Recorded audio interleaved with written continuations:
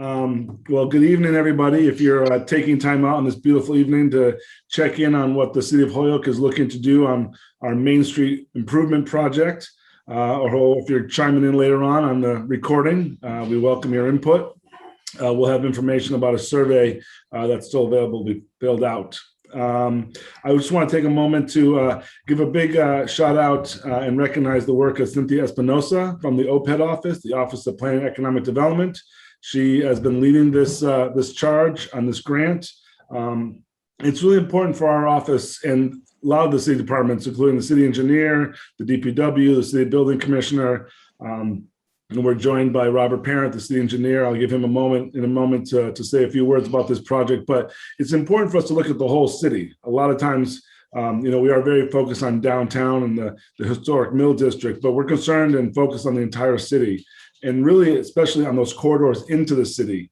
And Route 5, Main Street from West Springfield is obviously a major corridor for people to come into our city, connect with Springdale Park. We obviously know there's some businesses down there, and we're looking forward to improving the access areas and, of course, the bike and pedestrian ability in that corridor. So just want to thank Cynthia for her work and everybody that's been involved. And I want to thank Johan Vega and the group from Holyoke Media that joined us a few weeks ago on our walk. We did a physical walk down Main Street, and now we're doing the virtual meeting. So thank you to Johan, all his efforts at Holyoke Media for keeping the public informed. And then, of course, to John and Matthew and Raphael today and the whole team over at Niche. It's been really great working with you. This is actually my first project that I've worked with you on, and really my first consulting project that I've actually seen from almost the beginning. So it's exciting for me to see this, and we look forward to the data that will be gathered and hopefully put us on track to get some good funding and some good grants to do these improvements. So with that, I do want to pass it over to Robert Parent, our senior engineer, who's been a lead on this project, and it's been an incredible help to me. Is so knowledgeable about the city and infrastructure and what we need to do to make projects happen. So Bob, I don't know if you want to chime in for a moment and give your perspective of this program and this grant.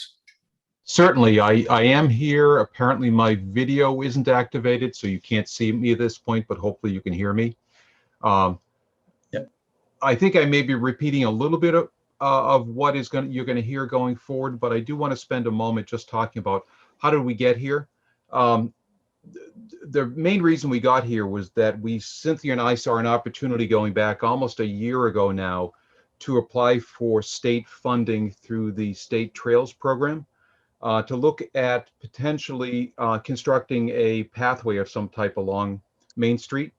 And the reason that we were interested in this is we were aware that Mass DOT has under design right now a major reconstruction of Route 5 from the I-91 overpass in West Springfield all the way up to the intersection of Main Street and Ingleside Street in Holyoke. And that is definitely going to include a multi-use path, a shared use path, of which the gentleman from Niche will talk about a little bit more as we go forward. And it seemed like the right time for us to see, is there an opportunity for us to build upon what Mass DOT is going forward with? And their project is real. I just noticed this today that their project is scheduled to be bid in 2023. So it's a couple of years out, and it'll take a couple of years to construct. But they have a real project that there's a potential for us to be able to connect and continue into Holyoke. We're really in the concept phase right now. We're not designing anything yet. We don't even know if this project will move beyond this phase, but it's the starting point to determine whether or not it's even feasible to move forward to the next phase. And at the same time, we recognized, and the reason you see this as the Springdale Corridor project and not a trail project by itself, is that the trail by itself, constructing a trail by itself on Main Street won't solve some of the other needs that exist on Main Street. We know there are parking needs, we know there are speed concerns, we know that there are safety concerns, and we thought that perhaps by constructing a trail and doing some significant modifications to Main Street, at some point in the future, there might be a way to address all the issues that exist out there right now. So we're looking bigger than just a trail. We're looking at how can we improve the entire corridor, including a trail to suit the needs of the city. So with that, I don't want to steal everybody else's thunder. Well done, Bob. Thank you. Thank you for the history of this as well, and letting people know that this is, a multi-phase process to even get to a project. The pre-planning and the planning and development really is where the real work is done. So thank you for all your input and commitment to this project. With that, I think I'm handing it off to Matt and John to run the show. Is that true? You guys ready? All right. Yeah. Thank you, Aaron. Thanks, you. Bob. Good evening, everybody. My name is John Mikulak. I'm a senior project manager with Niche Engineering, and I'll let my other two coworkers introduce themselves before we get started. My name is Matthew Soltis. I'm a senior transportation engineer with Niche Engineering. Hi, I'm Rafael Urbina. I'm a senior transportation designer y estaré traduciendo cualquier pregunta en español que tengan, cualquier inquietud, cualquier comentario. Thank you.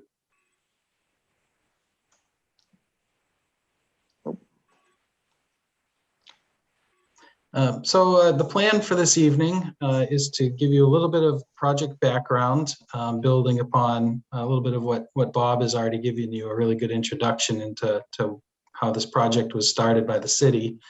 We'll go over some of the feedback we received at the site walk that hopefully some of you were able to attend.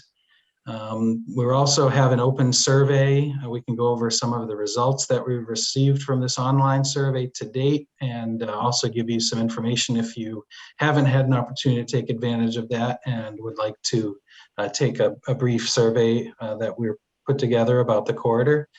And then we'll go over some of the conceptual plans, some of the ideas that we might have for improvements along the Main Street corridor, and then go over the next steps. The ultimate project goal for this project is to evaluate a complete streets type design along Main Street from Route 5, as Bob said, that would meet up with the MassDOT project that's planned to be constructed and extend along Main Street to Springdale Park. And as you can see on the map that we've included here, that would go from meeting the MassDOT project at Route 5 on the left, and then traveling northbound to the northernmost point on Springdale Park. And so before we get into this, as I'd mentioned, we're looking at this as a complete streets project, not just a trail project, as Bob had mentioned.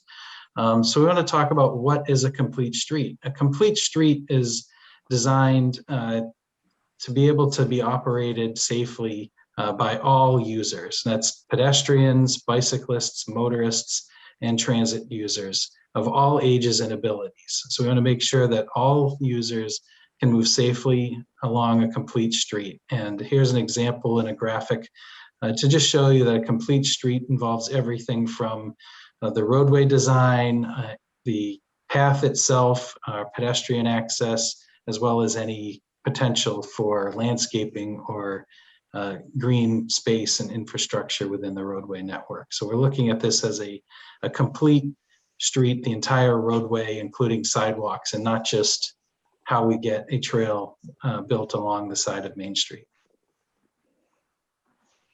And a little bit of the project background, the MassDOT project that Bob had mentioned, that's currently under design and programmed to be advertised for construction in 2023 along Route 5 from I-91 to Main Street. The city was awarded a Mass Trails grant study, which is where we're at now, studying the feasibility of a shared use path, as well as other improvements along this Main Street corridor. Niche Engineering, who was selected by the city to lead this effort, we're soliciting public comments through the site walk, through the online survey that we've posted, as well as through any comments that are a result of the presentation this evening. And the city and Niche, as I mentioned, we hosted a public site walk on March 27th. You know, it was a nice, cool Saturday morning, and we probably had about 20 people or so from the surrounding neighborhoods that joined us on that walk.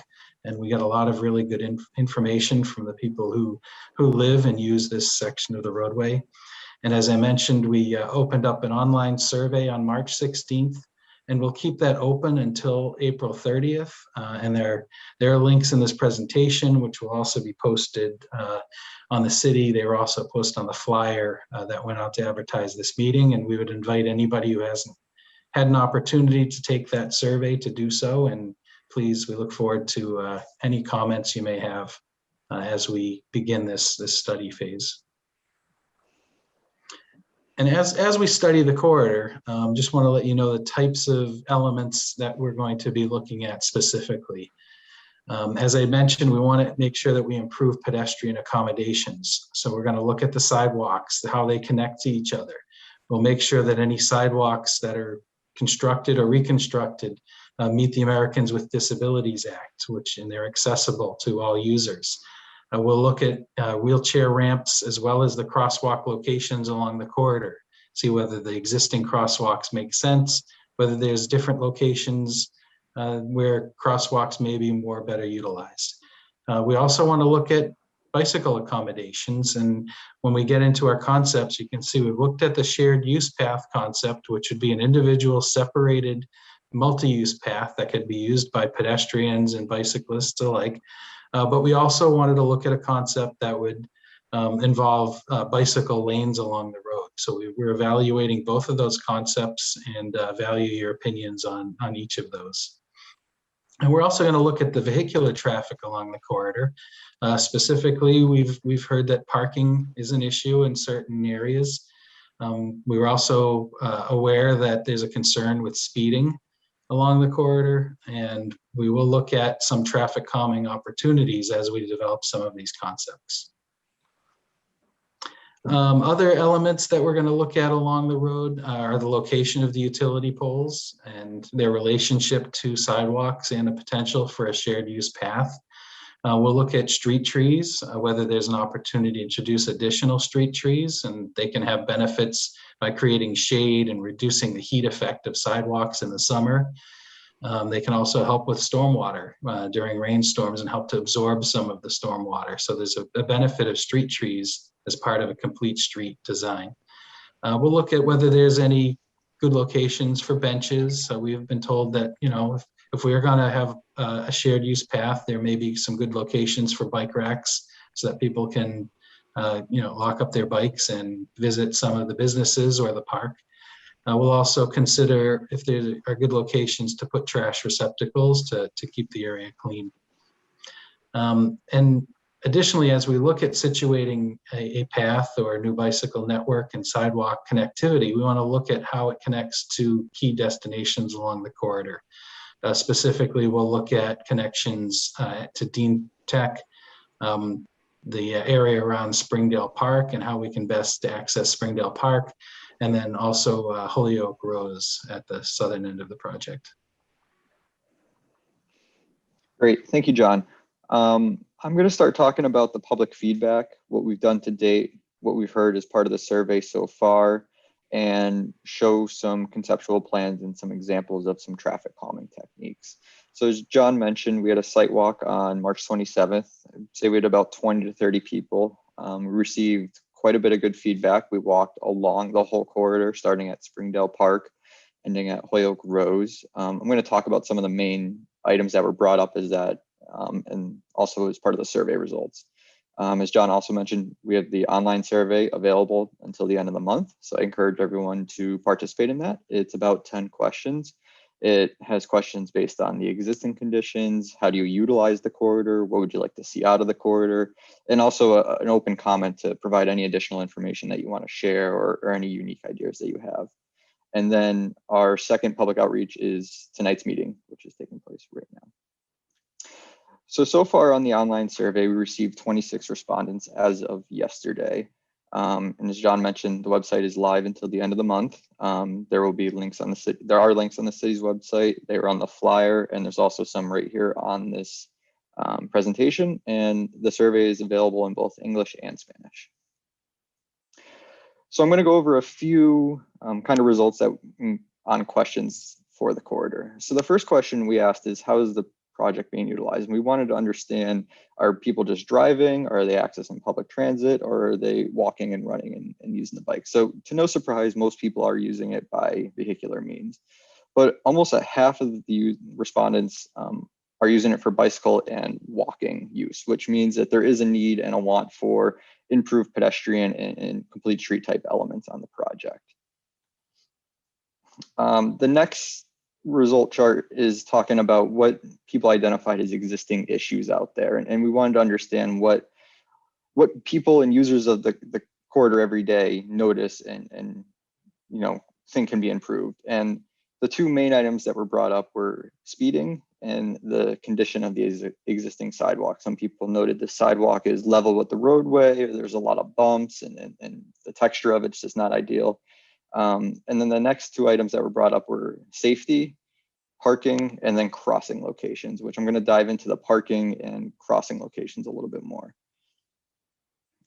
Next, we asked what were some opportunities for improvement. Most people responded that they wanted to see improved pedestrian and bicycle accommodations. There were actually a few respondents that said that they would actually prefer to see more bike accommodations because they want to utilize the corridor more. They want to bike to Dean Tech. They want to bike to Springdale Park. They want to walk there or run there. And then a lot of other people wanted to see ways that vehicle speeds could be reduced. There was a lot of support for traffic calming measures, whether it be improved crossings or curb extensions or signage and other modifications that we could do. And I'm going to go into those a little bit further with some actual pictures of what traffic calming could look like on the project. And then the other big element that we wanted to look at was parking. And how is parking being utilized? Are people parking mostly in driveways or business parking lots? Or are they using on-street parking? And if they are using the on-street parking, which exists along the project limits, both sides of the roadway as a wide shoulder, where are they using it? Are they using it in residential, commercial areas, mostly along Springdale Park? And what we found is about half of the people use off-street parking, whether it be a parking lot or a driveway. And then about another third utilize the on-street parking at various locations. Most of the on-street parking was actually noted to be used along Springdale Park. A lot of people noted that when they go to events at Springdale Park, they may not have enough parking. They try to park on the street. There's only minimal off-street parking. There's a little parking lot just on the south side of the park. There was also discussions about underutilized parking areas, specifically by Dean Tech, where parking actually isn't permitted. And could we remove those wide shoulders and create some sort of green space or improve crossing? So we're actually going to look at that area a little bit later as part of the conceptual plans. And also as part of the survey, we looked at two big picture bicycle accommodations in complete street designs for the project. One of them being bicycle lanes, which would be level with the vehicular lanes on the roadway and have a bicycle lane on each side of the roadway moving with traffic. And then another one with a separated shared use path, which would have two directional bicycle and pedestrian traffic on one side of the roadway.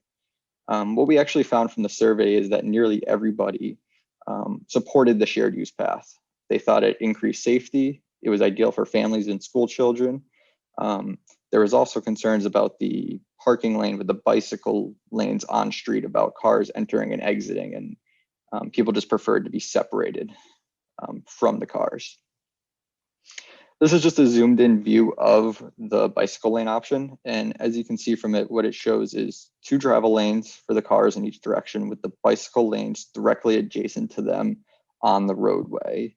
Adjacent to that would be parking lanes or a wide shoulder, similar to how they act today. And then outside of that would just be a sidewalk, similar to what the existing condition today. So it would be very similar to what's out there today, except a wider roadway footprint with painted bicycle markings. The second option that we looked at was the separated shared use path. And we evaluated the shared use path to be on the easterly side of the roadway. And that is because it would tie into the MassDOT project, which provides us bicycle accommodations to the east side of the roadway. And then also most of the features along the roadway were on the east side that we found: Springdale Park, the Dean Tech fields, and some businesses. So this concept would actually keep similar to the existing roadway footprint with travel lanes in each direction and the wide shoulders for a parking lane. It would have a sidewalk on the westerly side, and then a shared use path on the easterly side of the roadway, which would be separated with a vegetated or some sort of landscape buffer. And that landscape buffer is ideal for car doors opening and exiting, path riders to be comfortable with their handlebars overhanging or walking. And it's also a great opportunity to place some landscaping features. So next, a few slides are going to go over some traffic calming elements and some real world photo examples of what those look like. These first couple photos are of what curb extensions and raised intersections look like. The photo on the left is a curb extension, and on the right side of it, there is a parking lane. And then just when you get to the cone, the curb actually curves out and narrows up the roadway footprint. And what it does is kind of protects the parking lane, but also provides a narrowing effect to the roadway, which provides awareness to the crossing. And on the right side is the same location, just a zoomed out view showing a raised crosswalk. And this is actually in Northampton. And what a raised crossing is it's basically the whole intersection is raised slightly, and the whole area is a pedestrian crossing area. It's typically colored a different way. This one's a brick red type color, and it just provides a lot of awareness and visibility to a high use crossing. The next traffic calming elements are related to pedestrian crossings and how we can typically improve them. Typically, we look at pedestrian crossings and look at how can we provide awareness, how can we provide signage, and then how can we shorten the crossing distances. So the photo on the far left is an example of how we would shorten the crossing distance by providing an island in the middle of the roadway, which is called a pedestrian refuge island. And what this allows is pedestrians to cross half the roadway at a time. So they would cross from the left side of the roadway to the center island and stop, and then look the other way for cars coming, and then cross on the right side of the island. The next way is to add additional signage or also supplemental lighting signage, which is typically called a rectangular rapid flashing beacon, which is when a pedestrian would come up, it can either be push button actuated or radar controlled and detect a pedestrian. What it would do is it would start flashing rapidly to provide an awareness that there's a pedestrian there and allowing vehicles to slow down and eventually stop for the pedestrian. And another example of reducing distance is actually modifying the curb lines. And this is a before and after picture on the right. The top is the before condition of a very wide intersection.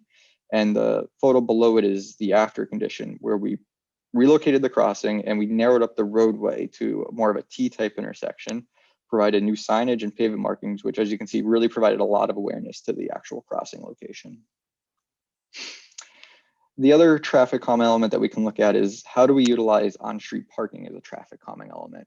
If we can maintain and enhance the parking, it does kind of act as a traffic calming element. So what we want to do is evaluate where permitted parking is and where the parking use is along the corridor. Maintain parking in highly utilized areas such as residential areas and Springdale Park. And then also look at areas where we could discourage illegal parking or not permitted, such as near Dean Tech, and utilize that area as additional green space or a wider shared use path, because it would be a high volume area such as by a high school. And then also providing parking delineation, such as what's shown in the photo, where you would provide a curb extension and a little bit of landscape area to properly delineate what that parking lane would look like. And these are just some photos of more enhanced crosswalks on some other examples. On the top right corner is that rectangular rapid flashing beacon, also called an RRFB. It's not flashing in the photo, but you can get an idea of what it looks like. It's a sign with a post on each side, and between the pedestrian and the arrow, there's a little black thing that acts as a flashing light once it's actuated. Below it is a project where we utilized a more vibrant colors for a crossing to provide awareness rather than your typical white pavement markings. That one was a little unique. It had some white, some brick color, and some green kind of picture to it. And it really just provides awareness to a crossing. It really makes it pop so that way vehicles can really see it and know there's a crossing location there. And the photo on the left is a rendering of actually Main Street right near Springdale Park on the little parking lot on the south side of the park.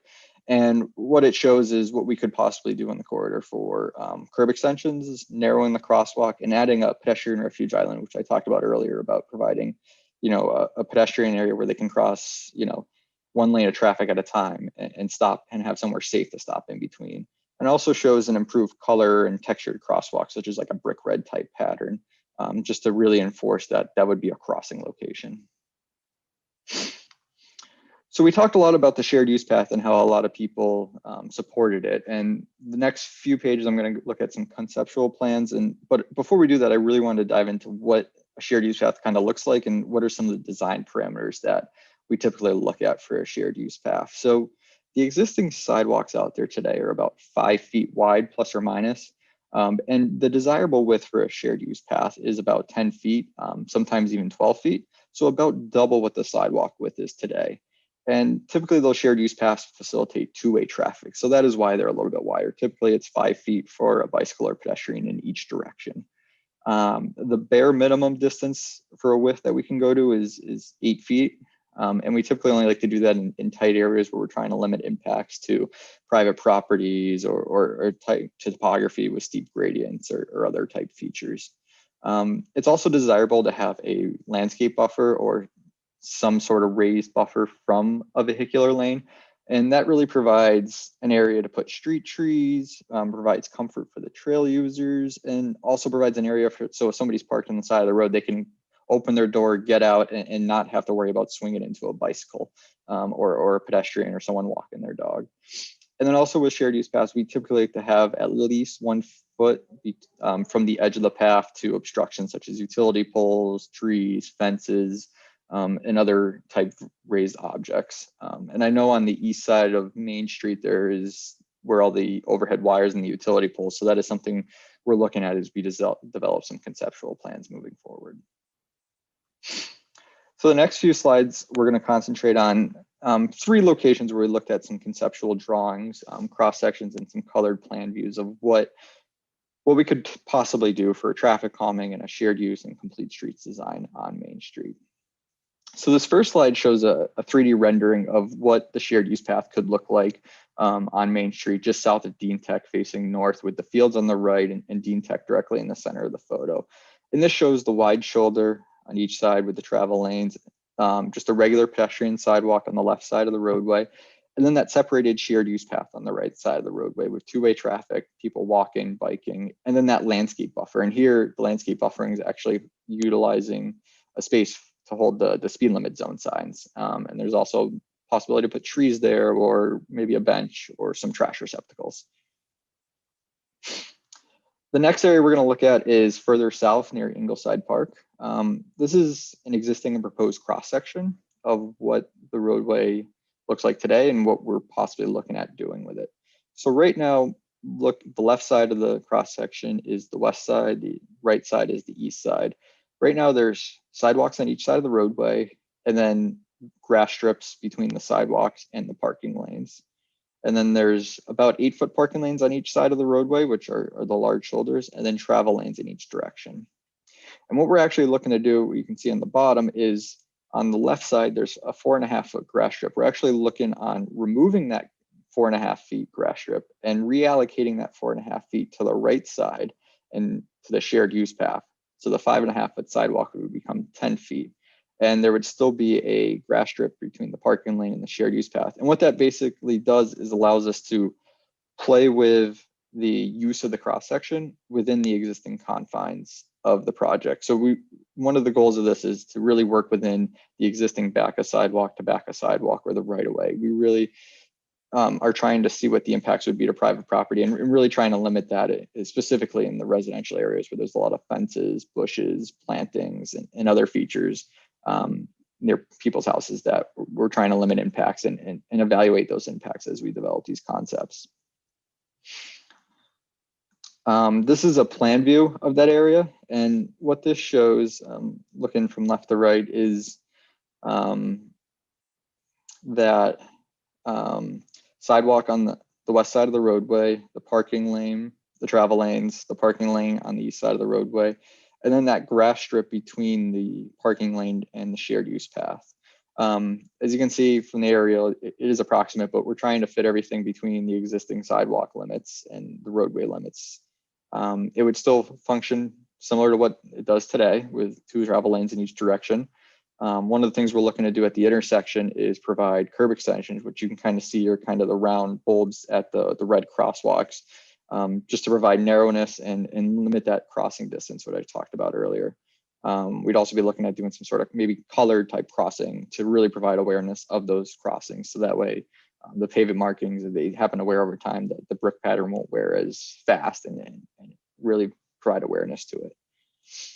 We'd be looking at a minimum sidewalk width on the left side, which is the west side, and then a 10-foot shared use path along the residential properties here. And here we'd be looking to maintain parking on both sides of the roadway because it is a highly residential and it is highly utilized today, this section. The next section we're going to look at is Dean Tech High School. Right now, parking is not permitted along the roadway. And one of the suggestions that was brought up in both the survey and the field walk is, could we eliminate those wide shoulders and provide some additional green space, because there is adequate off-street parking at Dean Tech. There's parking lots on both sides of the roadway, and there's not really a huge need for on-street parking there.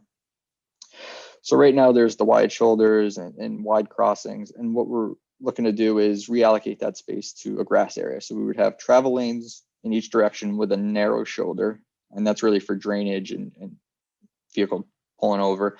And then an increased grass strip, typical or larger than what we saw in the other section, which provide a better area for more trees or benches and other items. And then also that would give us some more room to do a wider shared use path. So a 12-foot, which is a really desirable width for a shared use path, and providing a lot of comfort because it is near a school and there will be a lot of pedestrians and bike users, and you want to provide that extra space for some additional comfort. So this is a rendering of what that could look like. One thing that was brought up at the site walk was, it seems like a lot of people are crossing at different locations at Dean Tech. The existing crossing is below where the school crosses Main Street. There's a crossing near the steps, and there's also somewhere in between where people just seem to cross without a crosswalk. And what we'd be looking to do is really try to centralize that crossing location and really establish the two bus stops with a defined location that is near a crosswalk. So that way someone getting off the bus could get off the bus and immediately cross the street with a safer crossing rather than a crossing where there isn't anything today. We'd be looking at putting a sidewalk on the west side of the roadway, similar to what we were looking at before, 11-foot travel lanes in each direction, and a wider grass strip with a 12-foot shared use path. And once again, we'd be trying to do that within the existing right-of-way. The next section we're going to look at is closer to Springdale Park. Right now, the travel lanes get a little bit wider as you go north, and there's the on-street parking on both sides with sidewalks, and there's a lot of retaining walls on the west side. And then Springdale Park is on your east side, where the sidewalk starts along the roadway and then kind of meanders into the park. And what we're looking to do there is narrow up the sidewalk on the west side, so it's a 5.5-foot minimum, which is the typical sidewalk width, travel lanes in each side with parking lanes, and then that separated shared use path on the right side of the roadway. And this is what it looks like in plan view, with the parking on both sides, because near Springdale Park was a highly utilized parking location. You can see the grass strip and the shared use path on the bottom of the page, which runs along Springdale Park. Now, one thing we're going to look at and discuss with the city further is, do we want that cross shared use path to follow the curb line with the roadway, or do we want it to meander into the park and provide a better riding experience through the park and utilizing the fields and all the other amenities that the park has to offer, and then just install a typical 5.5 or 6-foot sidewalk along the roadway, so that way pedestrians that aren't utilizing the park but going by, they can just stay along the roadway. Another feature that we're looking at there is the crossing at James Street, where we're looking at those curb extensions to protect the parking lanes at the intersection, with new wheelchair ramps and a new crossing there with some sort of visibility improvement with signage and texturized crossing. That's about it at this location. So next steps for the project. What we're going to be doing is the survey, as we mentioned, is open till the end of April. So we're going to be receiving additional feedback. We welcome even people that have done the survey. You're welcome to respond again and provide additional feedback of anything you may have thought of anything you may have seen, liked, disliked about this presentation and want to provide some comments or feedback, we welcome all that. It will be live through April 30th. And then after that, we're going to be working to develop a feasibility report and evaluating the impact, what we can do for a complete streets design. How does it impact utilities? Is there any environmental permitting triggers with all the parklands out there? Is what was, you know, a rough conceptual cost look like, and other items. And then we'd be reviewing that draft with the city, and then we'd be looking to submit the final report with city input and comments by the end of June. And then from there, the city will be looking at, you know, what kind of funding opportunities, or, you know, what can we do to move this forward, or next steps for this area. That is it for my part of the presentation. I think, Aaron, if we want to open it up to questions, or if there's anything else anyone has to add, the link to the city's website and the survey are also on this last page for everyone.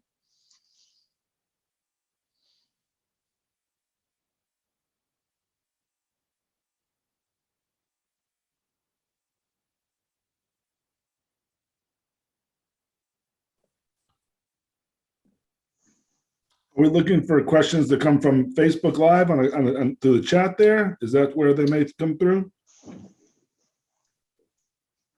I'm not sure if people can virtually. Yeah, there's the survey. Thank you.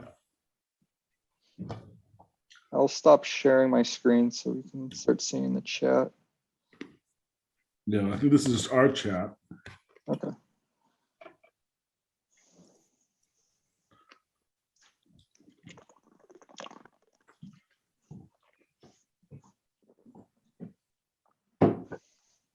Is this your plate? Your email? Yeah. Yeah, I didn't think you were coming down. So, It's okay. well, this presentation is great. I want to thank you both. I think, you know, it's going to be useful. Obviously, this will be, you know, recorded so we can refer back to it. I think it's really helpful to see those real life examples right in Northampton, and definitely getting those visuals of what could happen on Main Street in Holyoke is really helpful. We are sharing the link. It'll be out there on Facebook and social media. No questions from people who are watching. So that means you did a great job. You hit it out of the park, right? So that's always good. But hopefully we'll get some more people to answer the survey. Again, the more feedback we get, the better our grant applications will look down the road. You know, so getting the public engagement and addressing the needs on Main Street, both in the parking and safety access, is really critical. So I thank the whole team at Nietzsche for coming and doing this work. Looking forward to working with you on the final report and going forward. To our city engineer, Bob, thank you as always. And to Holyoke Media, thank you for hosting this and doing the technical stuff. When will construction start? Wouldn't that be good? We are in the planning part of it. So this is the data gathering part. And we sort of take the survey results and the feedback we got from the walk, look at best practices. And then as we have a ready plan, we then wait for additional grant funding to come in from MassDOT or other state programs where we could initiate these programs, initiate these changes and improvements. So we're kind of dependent on a cycle from the state for funding availability. But again, we need to have this work done in order to even apply for those grants. So again, this is the pre-planning part that's really critical. Is that realistically, Aaron, the West Springfield piece of this project, the MassDOT piece of this project is going to likely start construction about 3 years from now, maybe be finished in about 5 years. Realistically, if this project, the Holyoke project, moves forward, you know, we're probably getting into design around that timeline, or maybe wrapping up design around that end of that timeline. So it won't be a couple of years, but hopefully it'll be in the 5 to 10 year range. That's the cool expectations on how fast we can get stuff done. But yes, the input is critical right now. So, so again, thank you. The survey is available again till we're keeping it open till what's the date again? The survey is open till the end of April. The end of April. So we look forward to your input. And again, we can only do this. we can only move forward on the bigger projects if we get this data to begin with. So as Bob said, it's a multi-step process, but that's what it's about. So again, thank you to the whole team for working on this. And once we have final recommendations, we'll be able to move forward and hopefully, seize the opportunity in those next 3 to 7 years for programming development money. So with that, I don't know if anybody else wants to say anything else. All right. No, just thank you all. That's just Thank you. Yeah, thank you. All right. Thank you. Great. Have a great night. Enjoy. good night. Good night.